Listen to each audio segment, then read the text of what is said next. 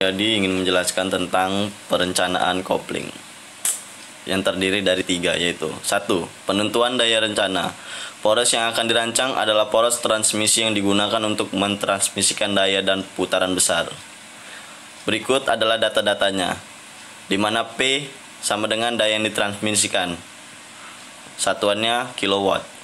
N putaran poros, satuannya RPM.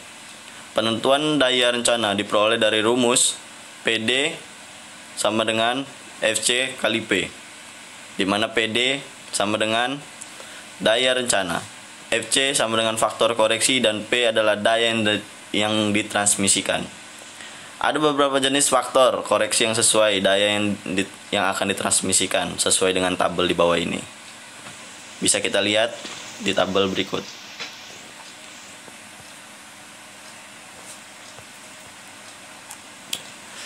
Untuk perencanaan poros, ini diambil daya maksimum sebagai daya rencana yang dengan faktor koreksi sebesar FC sama dengan 1,2.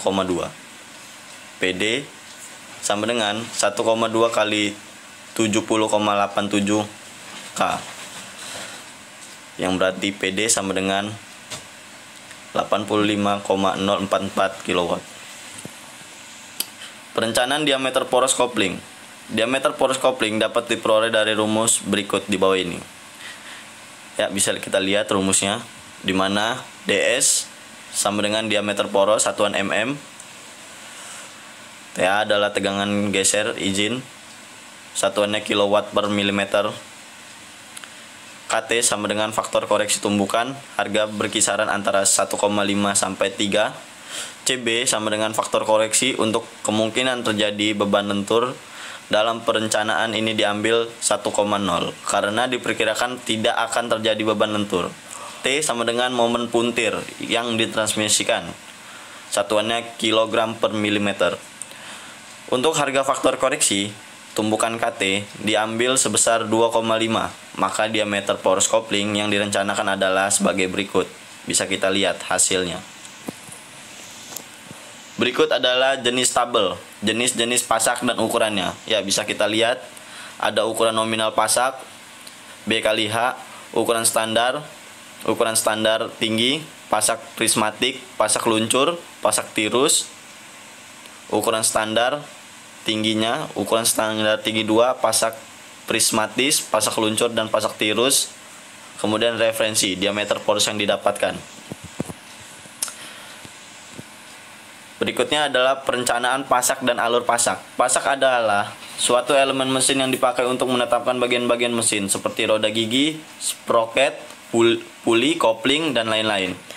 Pada poros, momen diteruskan dari poros ke naf atau dari naf ke poros. Fungsi yang serupa dari pasak dilakukan oleh spline dan gerigi yang mempunyai gigi luar. Pada poros dan gigi dengan jumlah gigi yang sama, pada naf yang saling terkait yang satu dengan yang lain. Gigi pada spline adalah besar-besar, sedang pada gerigi adalah kecil-kecil, dengan jarak bagi yang kecil pula.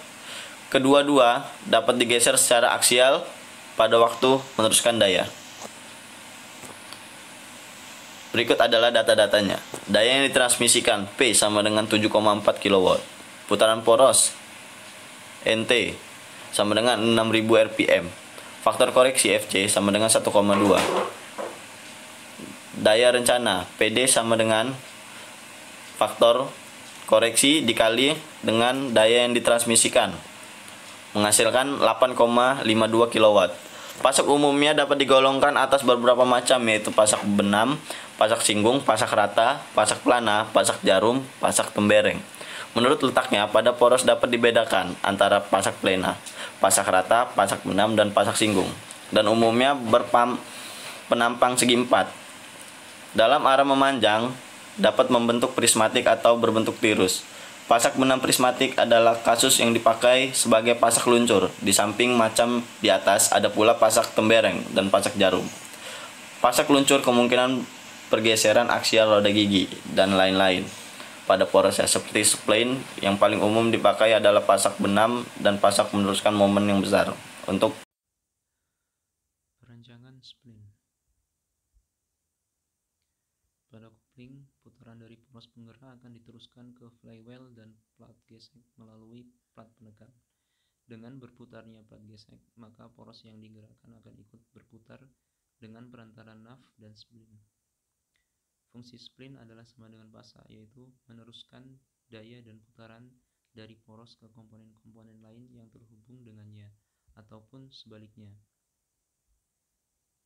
Berikut merupakan gambaran dari spleen yang dirancang.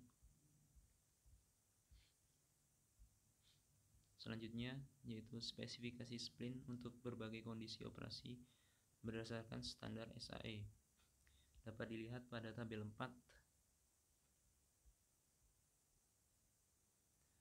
Pemilihan spleen.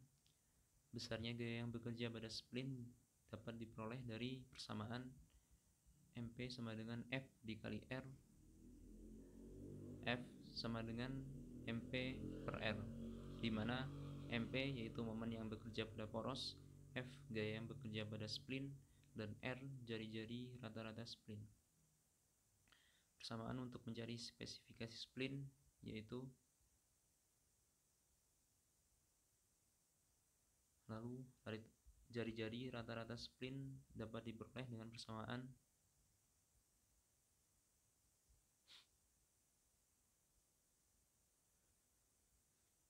pemeriksaan kekuatan spleen. Pemeriksaan terhadap kegagalan oleh tegangan tumbuk dapat diperoleh melalui persamaan P sama dengan F per I dikali H dikali W, di mana P yaitu tegangan tumbuk, F gaya yang bekerja pada spleen, I jumlah spin, H tinggi spleen, dan W lebar spleen. Lalu tegangan tumbuk izin adalah pemeriksaan terhadap kegagalan oleh tegangan geser spleen melalui persamaan tau G sama dengan F per I dikali W dikali L. Jika tegangan geser yang bekerja lebih kecil dari tegangan geser izin, maka spleen yang direncanakan adalah aman terhadap tegangan geser. Lalu tegangan geser izin untuk mengetahuinya yaitu melalui persamaan 0,8 dikali tau T atau tegangan geser.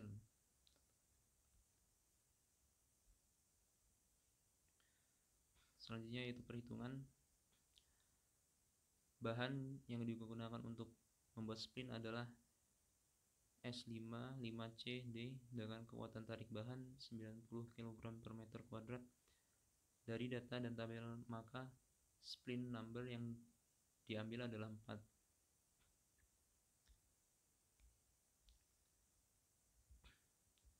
Lalu untuk mencari nilai D yaitu menggunakan persamaan D per 0,75 diperoleh yaitu sebesar 22,67 mm. Lalu nilai H diperoleh 2,8 mm dan nilai W diperoleh 5,5 mm. Pemilihan spleen. Nilai L diperoleh yaitu sama dengan 40,3 mm. Lalu R yaitu jari-jari diperoleh 9,9 mm. Analisis beban yang diperoleh yaitu sebesar 151,9 kg per mm kuadrat. Selanjutnya kekuatan spleen yaitu P sama dengan F per I dikali H dikali W diperoleh nilai sebesar 32,9 kg per mm kuadrat. Tegangan tumbuk izin yaitu diperoleh nilai sebesar 30 kg per mm kuadrat. Lalu tegangan akibat tegangan geser tau G sama dengan F per I dikali W dikali L diperoleh nilai sebesar 0,23 kg per mm kuadrat. Pemeriksaan terhadap kegagalan akibat tegangan izin yaitu tau GI sama dengan 0,8 dikali tau T, yaitu diperoleh nilai sebesar 72 kg per mm². Spin aman diperoleh kesimpulan yaitu spin aman karena tegangan geser itu lebih kecil dari tegangan izin, sehingga spin aman.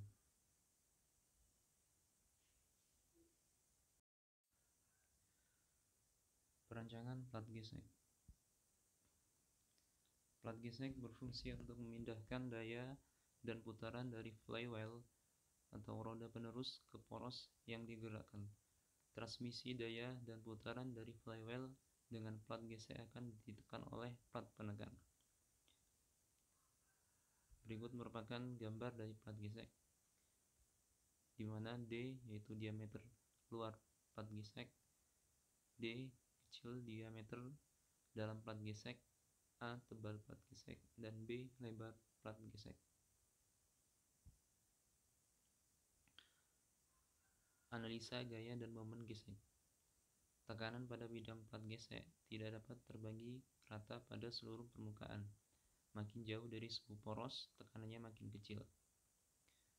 Besarnya gaya dapat diperoleh melalui persamaan F sama dengan Pi per 4 dikali D kuadrat min D kecil kuadrat dikali P.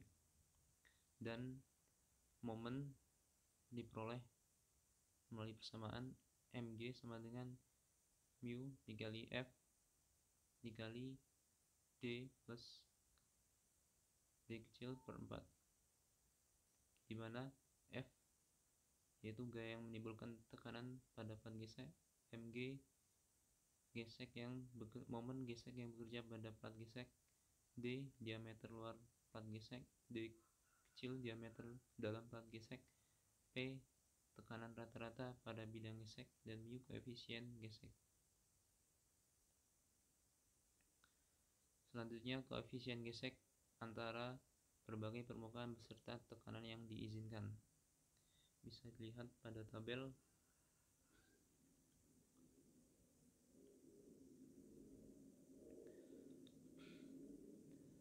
Perhitungan A. Pemilihan bahan.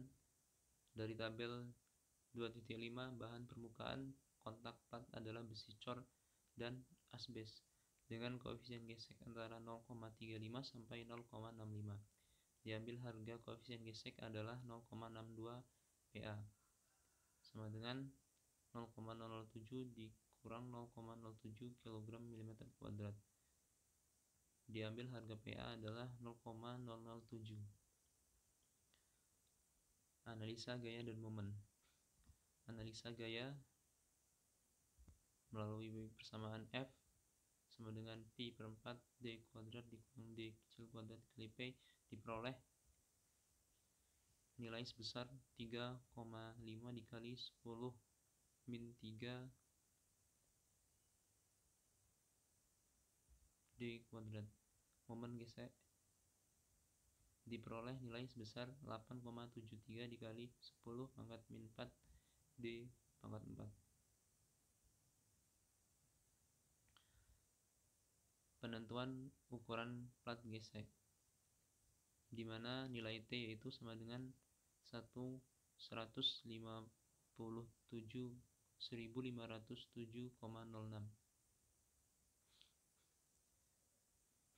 melalui persamaan M sama dengan T, di mana nilai M yaitu 8,73 dikali 10 min 4 D pangkat 3 dan T yaitu 1507,06 diperoleh D sebesar 120 mm, sehingga diperoleh data diameter luar plat gesek atau D yaitu sama dengan 120 mm, diameter dalam plat gesek D kecil yaitu 72 mm, lebar plat gesek yaitu 24 mm.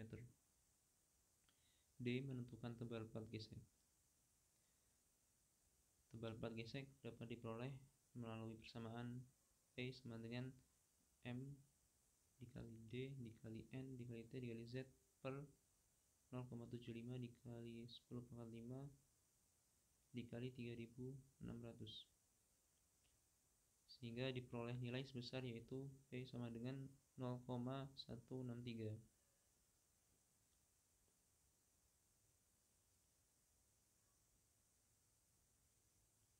Luas penampang yaitu A sama dengan N per 4 dikali dalam kurung D pangkat 4 dikurang D kecil kuadrat, diperoleh luas yaitu sebesar 72,3 cm kuadrat. Maka tebal plat dapat dicari yaitu A sama dengan L dikali P per A dikali W. Diperoleh nilai sebesar yaitu 14 mm, sehingga kesimpulannya diperoleh diameter luar plat gesek D yaitu 120 mm, diameter dalam plat gesek D kecil yaitu 72 mm, lebar plat gesek 24 mm, dan tebal plat gesek 14 mm.